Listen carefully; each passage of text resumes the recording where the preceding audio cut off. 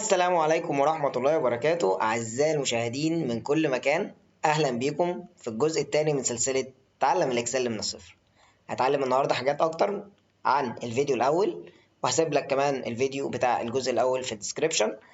النهاردة هنبدأ نتعلم اختصارات أساسية موجودة عندنا في الإكسل، إزاي بننظم الجداول وإزاي بنعمل فلتر، إزاي بنعمل سورت. فيلا بينا نبدأ.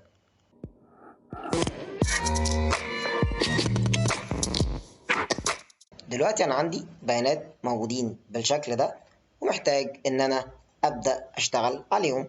طيب أول حاجة لازم تبقى عارف إن أنت عندك اختصار بيبدأ يحدد كل حاجة، وهو كنترول A. بس لازم تفهم كنترول A ده بيشتغل إزاي. لو أنت واقف هنا بعيد عن بياناتك ودوست كنترول A فأنت حددت الورقة كلها، إنما أنت لو واقف هنا في بيانات موجودة ودوست كنترول A فأنت حددت نطاق إيه؟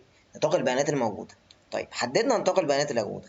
أنا دلوقتي شايف إن الأعمدة مش على قد المقاس بتاع الكلام، في الصفوف برضو متزنقة والدنيا متلخبطة. أعمل إيه؟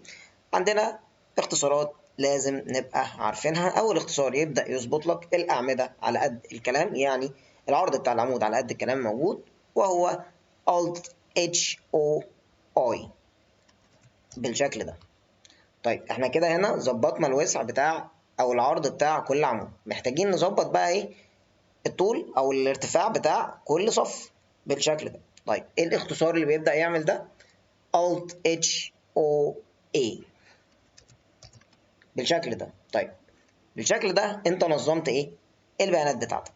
طيب لو انا دلوقتي محتاج ان انا اعمل تخطيط، يعني ابدا اعمل بوردر او خطوط على البيانات دي، بكل اختصار هتدوس Alt H B A.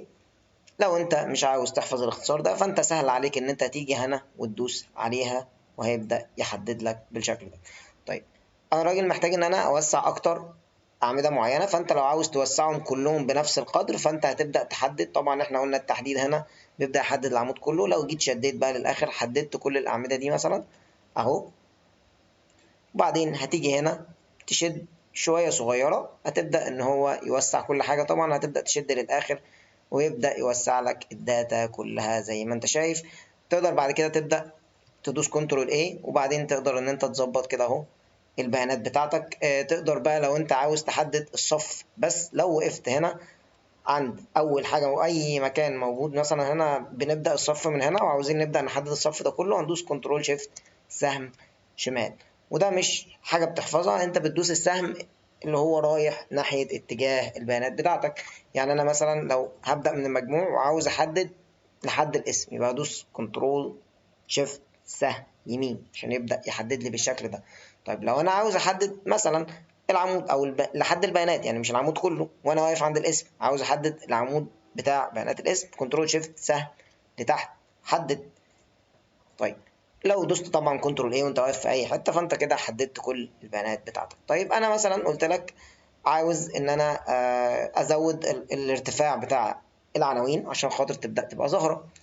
طيب بكل سهوله عادي انت تقدر وانت بعد ما تحددهم يعني اهو بالشكل ده، تيجي عادي عند فورمات وتيجي مثلا الرو هايت تديله الرقم اللي انت عاوزه، وليكن مثلا ممكن 22. اوكي بدأ ان هو يزيد، لا شايف ان الرقم يعني قليل، عادي انت تقدر تحط الرقم اللي انت عاوزه. اوكي. طيب وانت محددهم طبعا تقدر تدي لون للعناوين عشان خاطر تبقى مش بنفس الشكل بتاعة البيانات. طيب انا محتاج ازود بقى الارتفاع بتاع الصفوف بمقدار اقل شويه من العناوين.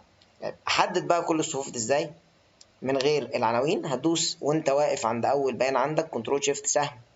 خلاص عرفنا بقى ناحيه الايه البيانات بتاعتك، يبقى سهم شمال، وبعدين وانت واقف وانت محدد كده هتدوس كنترول شيفت سهم لتحت. كده انت حددت الداتا دي، وبعدها نفس الكلام عادي ممكن تروح على الفورمات وتقول له الرو هايت وتحطه مثلا 22. اوكي.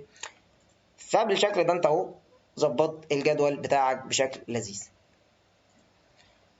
طيب لو انا دلوقتي محتاج ان انا اكرر مجموعة البيانات دي، طب انا عاوز دلوقتي اكرر كل البيانات دي تاني لتحت. تبدأ تعمل ايه؟ خلاص احنا عرفنا ازاي نحددهم، كنترول شيفت او السهم للشمال لتحت. كده انت حددت من غير اقول عناوين عادي جدا. طيب هتيجي بالعلامة دي، ودي اول علامة معانا وهي دي علامة الدراج او علامة السحب، ودي اللي بتبدأ انها تبدأ تكرر لك طبعا الحاجة اللي تحت، أو تبدأ إنها تعمل ملء تلقائي لو أنت حاطط معادلات وهكذا، فيحفظ الشكل الزائد السودة دي. دلوقتي أنا لو جيت شديت بالشكل ده أهو لحد تحت مثلا، هنلاقي إن فيه مشكلة، إن الأرقام فيه هنا طبعا حصل ملء وحصل حاجات مختلفة. طب أنا عاوز يتعمل كوبي، فأنت لما تيجي توصل للنهاية هنا هتلاقي العلامة دي، هتدوس عليها وهتلاقي هنا حاجة اسمها كوبي سيلز. كده البيانات اتكررت لحد آخر ما وقفت. طيب أنت ملاحظ إن التنسيق مختلف بتاع ارتفاع الصف؟ سهلة جدا، تروح عند فورمات، تروح هايت عادي وتديهم كلهم اهو 22 اللي كان موجود، فبقوا مظبوطين اهو. طيب دلوقتي انا لما باجي انزل بالداتا، العناوين مش بتبقى موجودة. انا عاوز العناوين تبقى ظاهرة معايا عشان خاطر وانا وبنزل بالداتا دي ابقى شايف ده البيانات دي تخص ايه. يعني عاوز اعمل تجميد او فريز للعناوين دي. اعملها ازاي؟ طيب بتيجي هنا تحدد عادي اهو العناوين بتاعتك. طبعا لو انت عاوز تحدد بالاختصار فانت هتقف هنا وقلت خلاص عرفنا اللي هي كنترول شيفت سهم شمال، خلاص حددت. انت تقدر من خلال فيو تعمل فريز عادي، او تستخدم الاختصار بتاعها وقلت واكتب معايا Alt W F R. يعني لو دوست Alt W F R كده انت ثبت الايه الصف اللي فيه العناوين. طيب تعالى كده نشوف. لو جيت نزلت بص كده اهو زي ما انت شايف اهو العناوين موجودة وانا عارف البيانات دي اهي تخص ايه بالظبط. طيب لو انا عاوز الغي التجميد ففي اختصار طبعا تقدر تلغي منه وهو Alt W F F. لو انت حدد اهو خلاص Alt W F F هيبدأ ان هو يلغي لك التجميد ده. طيب هنوسع بس دلوقتي اهو الاسماء عشان تشوفها انت افضل. دلوقتي انا الاسماء عاوز ارتبها ترتيب ابجدي، وهو ده السورت. ازاي ابدا اعمل سورت للاسماء؟ طبعا هتروح عادي، هتبقى موجود على هوم، بتلاقي عندك اهو حاجه اسمها سورت اند فلتر. هتبدا ان انت تدوس عليها بعد ما تبدا طبعا ان انت تحدد العمود بالشكل ده. هتدوس سورت اند فلتر. هنا بيقول لك انت عاوز السورت A to Z ولا Z to A. والسورت هنا ذكي جدا. يعني انت لو جيت مثلا انت محدد له عمود زي ده فيه ارقام، يعني مش هينفع بقى A to Z ولا Z to A، ده مش كلام، او من الف ياء او من ياء لالف، يعني مش كلام. طيب لو جيت دوست سورت هنا بيقول لك ايه بقى؟ smallest to largest او largest to smallest. يعني هو فاهم ان دي ارقام فبالتالي هتبقى من الاكبر للاصغر او من الاصغر للاكبر وهكذا.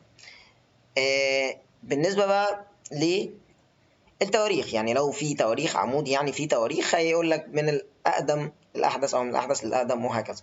المهم انا محتاج دلوقتي اهو محدد العمود بتاع الاسماء، ومحتاج ان انا ارتب ترتيب ابجدي من الالف للياء. هدوس على دي واختار سورت A to Z. وهنا هيقول لك expand the selection، يعني خد بالك ان البيانات هتتغير برضو اللي قصادها من خلال التغيير ده. هتدوس سورت وهيبدا ان هو اهو يحط لك الاسماء الالف الاول بعدين يبدا وهكذا في الترتيب الابجدي بتاعه. لو انا مديرك وقلت لك رتب لي من حيث السن من اكبر سن لاصغر سن الاشخاص دي، فانت هتيجي بقى ناحيه عمود السن وتبدا ان انت تحدد العمود ده، وبعدين تيجي تقول sort and filter، وبعدين تقول له ايه بقى؟ من الاكبر للاصغر largest to smallest بالشكل ده. وهتدوس سورت هيبدا يرتب لك الاسماء او الاشخاص من اكبر سنا لاصغر سنا زي ما انت شايف كده. طيب نيجي بقى للفلتر. الفلتر او الفلتره وهي التصفيه. يعني انا محتاج ان انا اصفي الاسماء دي بناء على حاجه معينه، سواء بقى اسم معين، سنه معينه للتخرج، مؤهل معين، مجموع معين وهكذا. طيب بنبدا نعمل ده ازاي؟ مبدئيا انت بتحدد العناوين بتاعتك بالشكل ده، كنترول شيفت طبعا خلاص عرفناها سهم شمال. بعدين هتقول له بقى ايه؟ كنترول شيفت ال. هنا بقى هتلاقي الازرار دي ظهرت معاك، الازرار البيضه دي. لو انت مش عاوز تعملها بالاختصار فانت عادي من صورة او فلتر هنا وهتبدا تدوس فلتر هيعمل نفس الحاجه. اوكي، لو انت عاوز تلغيها فكنترول شيفت ال تاني هتبدا تلغيها. طيب خليها موجوده دلوقتي وتعالوا نشوف بتعمل ايه.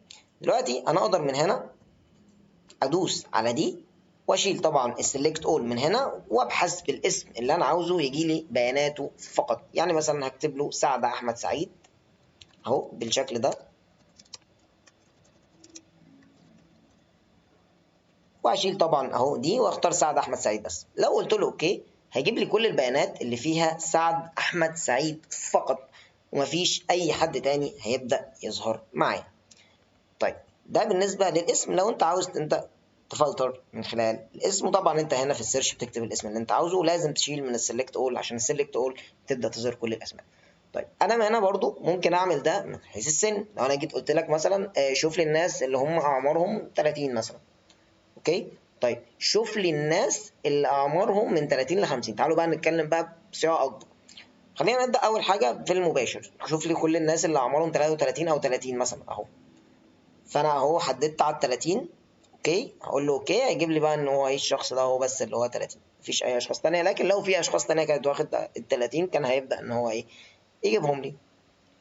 طيب تعالوا بقى نبقى متقدمين اكتر. خلاص، وهنبدا نقول له نمبر فلتر. تعالى نقول له بقى ايه. لو انا عاوز اعرف الناس اللي سنهم اكتر من 24 فقط، فانت هنا في النمبر فلتر بتلاقي حاجات كتير تقدر تشتغل عليها، زي الجريتر ذان اللي هي اكبر من، زي الايكوال اللي هي بتساوي، ودي خلاص يعني انت تقدر تستخدمها من هنا. زي اللي هي doesn't equal يعني هي اللي مش بتساوي لو انت عاوز تعمل العكس. خلينا طيب نبدا ب greater than. لو جيت دوست عليها اقدر اقول له اي سن. يعني انا مثلا هقول له 24 مثلا هنا اهو، وهيجيب لي كل الناس اللي أعمارهم أكتر من 24 فقط. إنما الناس اللي أعمارها 24 أو أقل مش هيجيبهم لي.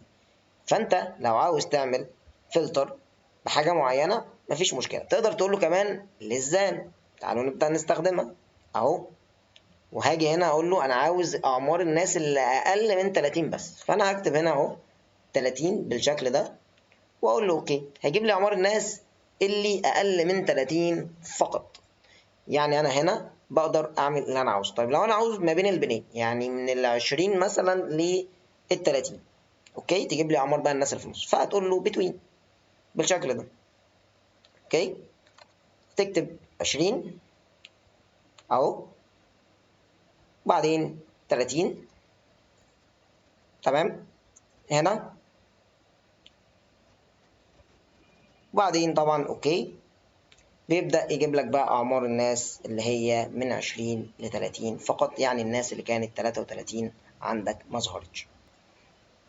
بنفس الفكرة طبعا خلاص ان هنبدأ نقول له سيلكت اول، خلاص نلغي الفلتر بنفس الفكرة طبعا. طيب لو انا قلت لك عايز الناس اللي اتخرجوا في 2019، فانت هتروح للعمود اللي فيه سنة التخرج وهتدوس عليه، وادي مثلا هتشيل السيلكت اول من هنا، بعدين تختار 2019 وتقول له اوكي، فهيجيب لك الناس بس اللي هم اتخرجوا في 2019.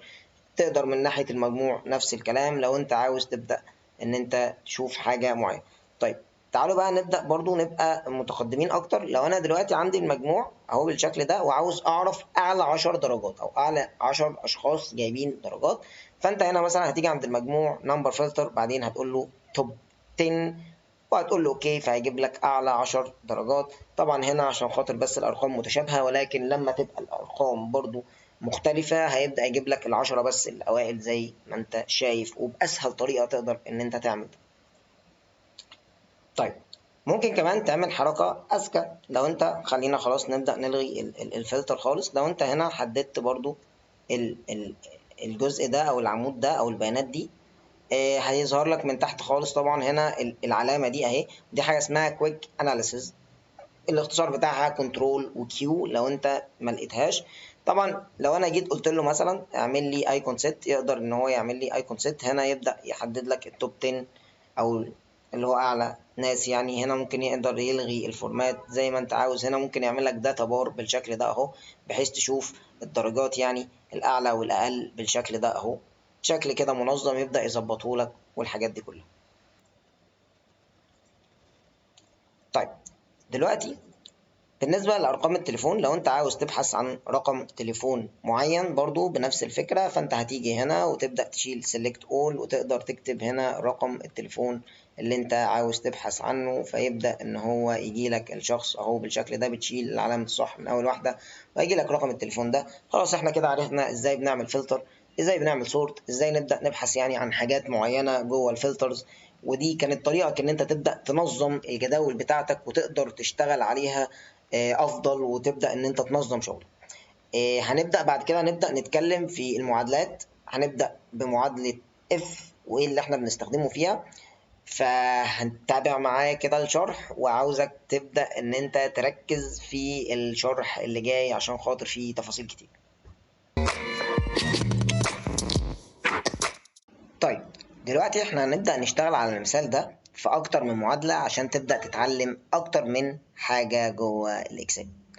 دلوقتي أنا عندي هنا أسماء الطلاب، وعندي المواد أهي زي ما أنت شايف، وعندي الدرجات، ولسه عاوز أحسب نسبة الطالب في كل مادة بالشكل ده، وعاوز أعرف الدرجة بتاعته المجموع بتاعها قد إيه، وعاوز أعرف النسبة بتاعته في الآخر كام في المية، وعاوز أعرف ده ناجح ولا رسمي. تعالوا نبدأ نشتغل.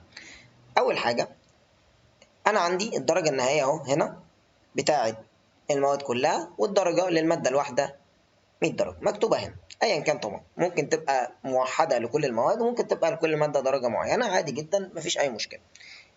خلونا نشوف ازاي بنبدأ نجيب النسبة. مبدئيا احنا اتفقنا ان احنا في الاكسل اي معادلة احنا محتاجين ان احنا نشتغل عليها بنبدأ نفتح يساوي عشان خاطر نبدأ نكتب المعادلة بشكل مظبوط. طيب انا هقول له ايه؟ مبدئيا هنا النسبة هي عبارة عن مجموعك اللي انت جايبه، درجتك اللي انت جايبها في المادة دي، على الدرجة النهائية للمادة في 100%. طيب ازاي نعمل ده على الاكسل؟ بنقول يساوي وبنحدد الخلية اللي فيها الدرجة بتاعت الطالب، وبعدين علامة القسمة هي الشرطة المايلة اللي انت شايفها دي ناحية اليمين، وبعدين بقى احنا عاوزين نقسم على مين؟ الدرجة النهائية. طيب الدرجة النهائية لو موجودة في خلية مكتوبة بتشاور عليها، طيب لو مش موجودة بتكتبها عادي. طيب أنا لو شاورت هنا على درجة المادة دي، محتاج إن أنا أطبق ده على كل الأسماء اللي تحت. فإحنا أول حاجة لازم نتعلم إن الريفرنس بتاعنا لو ثابت، يعني الدرجة دي هي ثابتة، الدرجة النهائية دي ثابتة، لازم نثبت الخلية دي. طيب إحنا عندنا 3 حاجات في التثبيت، أو 3 أشكال للخلية اللي إحنا بنشاور عليها. ده أول شكل أهو مكتوب الخلية بس ب6، لو دوست F4 بتبقى بالشكل ده، دبل دولار ساين او علامتين دولار، ودي كده انت مثبت الخليه فقط. طيب لو دوست F4 تاني انت كده بتبدا تثبت العمود، وبعد كده الصف بيبقى متغير. لو دوست F4 مره كمان ولقيت علامه الدولار قبل الاسم بتاع الخليه، فانت كده مثبت الصف، والعمود عادي بيبدا ان هو يتغير. دلوقتي احنا محتاجين بس ان احنا نرجع اهو للدبل دولار ساين او علامتين الدولار عشان نبقى متاكدين ان الخليه دي بس هي الثابته. انا مش محتاج غير ان انا اثبت الدرجه دي. طب ليه انا محتاج ان انا اثبتها؟ عشان خاطر انت كده كده اي خليه من دول او اي درجه من دول هيتقسموا على نفس الرقم. اوكي، هتقول له انتر. هنا هو ما جابلكش النسبه، هو جاب لك ايه؟ رقم صحيح. طيب تعمل ايه بقى في الحاله دي عشان تجيب النسبه بتاعته؟ هتيجي في هوم تختار العلامه دي اهي، علامه البرسنتج، وبنفس الفكره هتدوس دبل كليك. احنا اتعلمنا ان ده بيعمل فيل او ملء تلقائي، دبل كليك عليه خلاص كده خلص الموضوع. نفس الفكره هنا، بنفس الفكره اهو، يساوي الخليه اللي فيها الدرجه على الدرجه بتاعت الماده، نبدا ندوس F4 عشان نثبتها، انتر. ادي الخليه اللي عليها المعادله عايزين نطبقها، دبل كليك اتطبقت. نفس الفكرة هنا، يساوي الدرجة بتاعت المادة، هنقسم على الدرجة اللي جايبها، يعني هنقسمها على الدرجة النهائية للمادة. F4 فين؟ أهي، انتر. دوس على الخلية، ارجع للخلية ودوس عليها، وتبدأ إن أنت تدوس دبل كليك أو تشد لتحت عادي جدا. نفس الفكرة هنا أهو، بنفس كل حاجة، F4 انتر، دوس على الخلية دبل كليك، بنفس الفكرة أهو F4 وبعدين انتر. هتبدأ ان انت طيب تجيب النسبة في المادة الأخيرة. طيب أنا دلوقتي محتاج بقى إيه؟ محتاج مجموع الدرجات. طيب في اختصار كده هنا عندنا وهو Alt ويساوي، وده بيبدأ يعمل sum، ولكن ده بيبدأ يعمل sum لكل الخلايا بتاعة الصف. فأنت محتاج إن أنت تعمل sum أو جمع ليه خلايا معينه فانت مش هتقدر تستخدمه، ليه استخدامه طبعا مهم جدا، ولكن لما تكون كل الخلايا في الصف هتتجمع او كل الخلايا في العمود هتبدا انها تتجمع معاك. طيب انت في الحاله دي هتبدا تعمل ايه؟ ممكن تبدا تعملها بطريقتين، يا اما تقول له يساوي، وطبعا الداله بتاعه الجمع احنا اتفقنا ان هي صم، وبعدين تدوس تاب عشان تفعلها، وبعدين تحدد بقى على ايه الحاجات اللي هتتجمع. الدرجات اللي انت جايبها في العربي اهو، فصل او فصله منقوطه على حسب ما انت بتستخدم، وادي الانجليش فصل او فصله منقوطه، ادي الرياضه فصل او فصله منقوطه، ادي درجتك في العلوم فصل او فصله منقوطه، ادي درجتك في الدراسات. وهتبدا ان انت تقفل القوس وانتر، هيبدا ان هو يجيب لك الدرجات. ولو دوست دبل كليك هيبدا يطبق ده على كل الاسماء. طيب هو بيبدا يعملها ازاي؟ انت كده بتبدا ان انت تجمع خلايا معينه في الصف، الصف اللي بعده بيحصل نفس الفكره في الملء يا شباب. طيب ايه الطريقه التانيه؟ ان انت تستخدم طريقه بدائيه شويه كده اهو، ان انت تقول له يعني يساوي، لو انت يعني مش عاوز تستخدم صم دي، وبعدين تبدا عاوز تعمل زائد، علامه الزائد اهو، علامه زائد تانيه اهي، علامه زائد اهو، علامه زائد، وهكذا. ولكن يعني مش لطيفه، لو انت عاوز تستخدمها برضه مفيش مشكله، وهتطبق وهيجيب لك نفس النتائج عادي مفيش مشكله. طيب ايا كان انت عملتها باي طريقه، دلوقتي احنا محتاجين نجيب النسبه. النسبه خلاص اتعرفت، الدرجه بتاعتك الكليه على الدرجه النهائيه، وبعدين هنبدا نخليها برسنتج، يعني دي الاول جنرال. خلاص نبدا نقول يساوي، ادي الدرجه اللي انت جايبها في المواد كلها، القسمه على، وادي الدرجه النهائيه، تقول له انتر. ايا كان الرقم اللي هيجيبه لك هتبدا ان انت تحوله لبرسنتج من هنا، دبل كليك. ما طبعا هنا ما تطبقش. طب هنا ايه بقى المشكله؟ او ايه الديف دي، او ايه الشباك فاليو؟ مبدئيا انت هنا عملت مشكله كبيره جدا، وهي ان انت ما ثبتش الخليه اللي انت بتقسم عليها دايما. وده اللي احنا قلناه، احنا كده كده كل مره بنقسم على رقم معين اللي هو ده. طيب الاكسل هنا بقى فهم ايه؟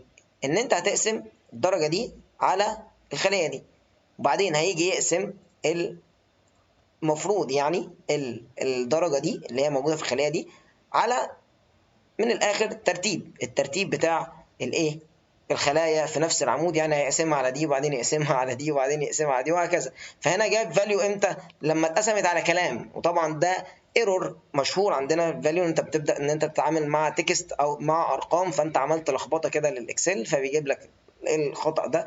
نفس الفكره في الباقي، في اخطاء عشان خاطر انت بتبدا تقسم اهو في الحاجات الفاضيه بتبدا تقسم على صفر، وطبعا مفيش حاجه بتتقسم على صفر. يبقى انت كده هنا بقى هتبدا تعمل ايه؟ هترجع عند اول خليه، تيجي هنا اهو من فوق في الشريط بتاع الصيغه، وده شريط الصيغه بالمناسبه، تحدد اهو الخليه اللي المفروض تبقى ثابته معاك وتدوس اف 4 بالشكل ده، وبعدين انتر، هتقف عليها تبدا تشد كده كل حاجه مظبوطه. نيجي بقى لاستخدام اف، واول استخدام لينا لاف. تعالوا نفهم اصلا يعني ايه داله اف. داله اف هي داله شرطيه، يعني بتشتغل بشرط، وبكل سهوله كده وبكل بساطه انت عندك شرط ويا يتحقق يا ما يتحققش. لو اتحقق هيحصل حاجه، ولو ما اتحققش او ما اتحققش هيحصل حاجه. في حالتنا دي انا عاوز اقول له الراجل ده لو جايب 50% او اكتر، كده انا حطيت شرط حلو. طيب هيبقى فيه لو تحقق ولو ما تحققش. طيب لو تحقق هقول له ايه؟ اكتب لي ان ده ناجح. طيب لو ما تحققش، يعني هو ما جابش حتى ال 50%، جاب اقل، يبقى كده ده ايه؟ اكتب لي راسب. حلو، يبقى ده انا شرطت شرط اهو، ولو تحقق ولو ما تحققش. طيب تعالوا نشوف هي بتشتغل ازاي. مبدئيا بتقول يساوي، بعدين بتبدا تكتب اف وتدوس تاب عشان تفعل التالت. هنا بقى علامه الاف اكس دي اللي دايما بندوسها عشان خاطر نبدا نفهم ايه هي متطلبات الداله. اول حاجه اللوجيكال تيست، لازم تبقى فاهم ان كلمه لوجيكال تيست دي معناها ايه الشرط اللي انت هتحطه. طيب انت عاوز تشرط ايه؟ ان لو النسبه اللي هو جايبها هي بتساوي او اكبر من 50%. تمام؟ فهتيجي هنا وتحدد على الخليه اللي فيها النسبه. طيب حددت الخلية اللي فيها النسبة، هتبدأ بعدها تكتب إنها تبقى أكبر من. تمام، تبدأ تحط علامة أكبر من، وبعدين أنت عاوز تبقى أكبر من بس لأ، عاوز تبدأ تبقى أكبر من أو يساوي، فهتكتب يساوي، وبعدين تبدأ تكتب بقى النسبة اللي أنت عاوزها. أنا عاوز أقول له مثلا أكبر من أو يساوي 50%، فهبدأ أكتب 50%، وأنا كده حطيت الشرط بتاعي. تمام. طيب نيجي بقى لو الشرط ده تحقق، يعني لو الخلية الرقم او النسبه بتاعتها اكبر من او بتساوي 50%، اقول له اكتب ناجح واكتب ناجح. بعدين اقول له value of false، او لو الشرط ده ما اتحققش في السطر اللي بعده ابدا اكتب كلمه راسب. يعني الراجل هيبدا يشوف الخليه فيها نسبه اكبر من او بتساوي 50%، هيكتب لك ناجح. النسبه اقل فهيبدا، او الشرط يعني ما اتحققش، هيبدا يكتب لك راسب وهيبدا يطبق المعادله. عشان برضو تبقى فاهم المعادله اتكتبت في شريط الصيغه ازاي، او الناس برضو بتبدا تكتب المعادلات على طول في شريط الصيغه ازاي من غير ما تبدا بالشكل ده. هنا ما بين الشرط وما بين ال value of true او of false لازم تبدا تحط حاجه عشان تفصل ما بينهم، وهي فاصله او فاصله منقوطه، تمام، على حسب انت بتستخدم ايه.